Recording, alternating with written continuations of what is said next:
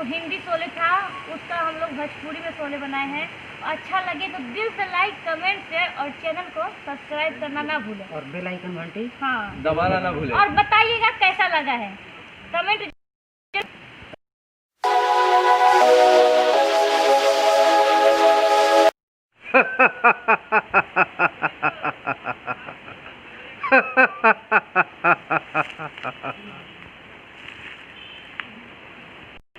अरे ओ सांभा जी सरदार। ये अभी तक नाच क्यों नहीं रही है?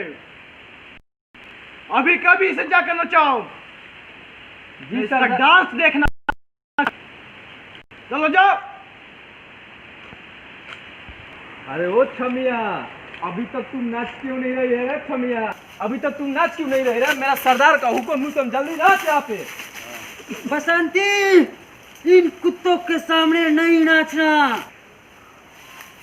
बसंती, इन कुत्तों के सामने नहीं नाचना। ये साले कुल कमीने हैं।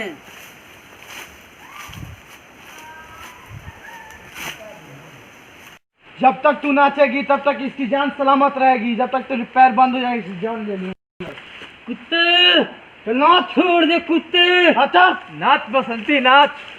बसंती, इन कुत्तों के सामने मत नाचना। गाना बजा रहा, गाना बजा। नाच।